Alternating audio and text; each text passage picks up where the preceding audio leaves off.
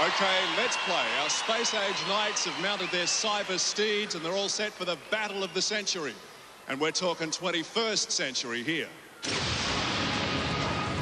Joust.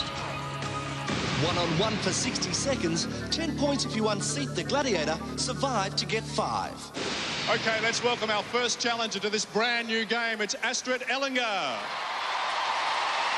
Going up against the mighty Flame. We're all set to rock. Let's go to our ref, Mike Whitney.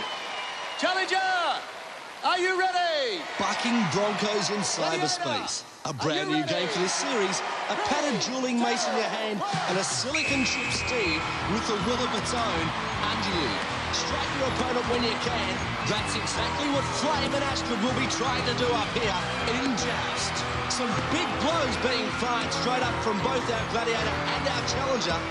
Now, Astrid tells us she owned a frisky horse a few years ago, and she's used to making quick reactions on the ski slopes. Well, I tell you what, she's going to need all her reflexes up here tonight. Listen to the force of those hits. Both women not missing an opportunity to land a hit, hoping for that lethal blow that catches the other off guard. Well, I said earlier that these games needed skill, strength, and endurance, and this is so true of this game, Joust. This is the toughest game I've seen on Gladiators. Those cyber steeds just go up and down. You have to move with the motion and also worry about where the next hit's coming from. Just like that one there from Flame. Astrid's looking very tired and Flame is not giving up.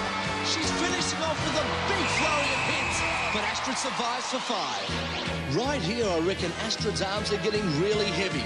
These steeds are disorientating, and Astrid didn't know whether she was turning away from Flame or into a withering whack. Astrid, I asked you before you started if you'd ever been on a bucking bull, but you said you had a horse quite close to that.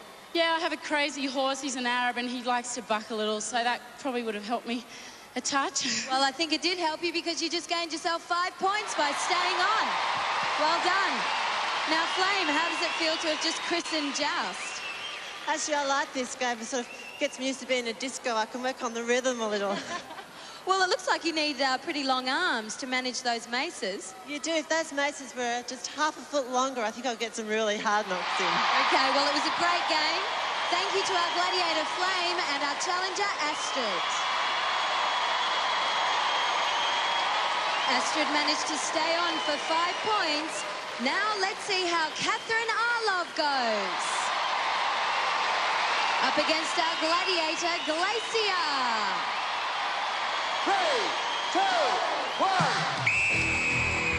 So it's Catherine's turn up against GLACIER up here on Joust, and Catherine copping a few big hits straight from the start. GLACIER's actually hammering her opponent, and imagine how hard it is to judge as to whether you've got a hit or duck while these electronic Broncos throw you every which way.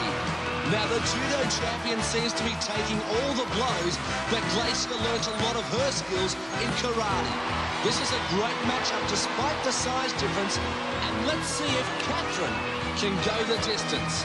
She's still going to survive just over 20 seconds or so, and GLACIER seems to be throwing everything into this event. Catherine just doing well to survive. GLACIER with a couple of shots to the stomach region, but look at Catherine's defence. It's so solid, and I reckon she must have learnt that from judo because it is a very defensive martial art.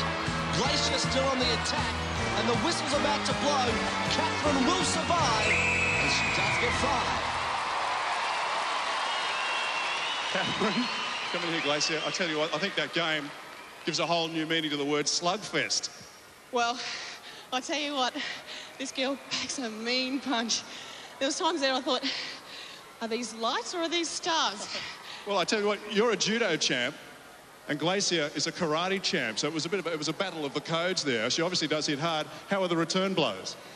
Oh, quite good, actually. The game's about giving each other a bollocking. I think we've both successfully achieved that. 5 points for each woman, a good start for both challengers in game 1. And our first male challenger up on Joust is Joshua McEwen. He'll be facing our Gladiator, Tower. Here's Mike Whitney to start the game. Challenger, are you ready? Now Joshua's about to face the biggest Gladiator ready? tower. This game is based on medieval knights training sessions. Tell you what, if I was King Arthur, I would have Tower on my team, no doubt about it, because look at the way he's swinging that stick. But quite interesting, Tower's actually using his left hand, trying to knock Joshua forward, but Joshua's got some fantastic balance up there on his cyber steed. Around and round we go. Who hits first? Well, Tower, we all know that. Joshua's coming back, but he's actually trying to fend Tower's stick off with his left hand. Now, I reckon both these guys must have had a little bit of tennis experience, because look at Tower. He's got a beautiful one-armed forehand, really smashes it around. And what about Joshua? He's trying the double-handed forehand and backhand. And I reckon Joshua may have a little bit of an advantage here. Watch this on Tower cam. Tower actually copying some big hits here from Josh. Tower's not to be taken lightly, though, as he throws a couple of hits. And here's Josh once more, really trying to finish this game off towards the end.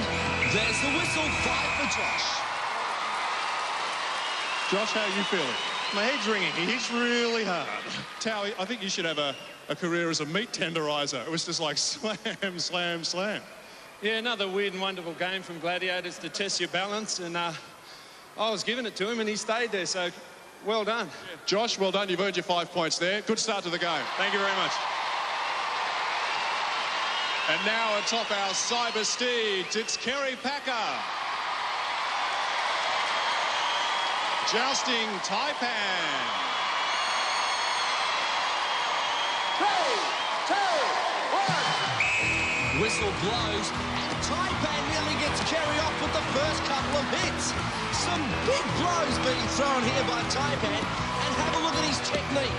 The same as Towers, but he's using his right hand, and just the way he's flicking that club around is really giving Kerry... Oh, and Kerry's nearly slipped as the cyber steeds goes a-rocking, and TAIPAN decides to start going and knocking. Here he goes again, working on Kerry's lower region. Kerry trying to fight back as they go around once more. Oh, TAIPAN throwing some huge hits here on Kerry. Kerry is doing very well to survive this avalanche of blows because TAIPAN is rocking on his cyber steed, using every bit of force he can. Now he's got the double hand forehand, the backhand. He's trying everything to get Kerry off. Kerry must be black and blue. He's caught some massive hits from TAIPAN. He'll expect the whistle to go very soon. Well, if this is what the Knights did back in the days of Camelot, I'm glad I live in the 20th century. Watch Kerry cop some of these huge hits. This should be called ouch, not joust. Kerry, for a little guy, you sure have a big punch. Thank you very much.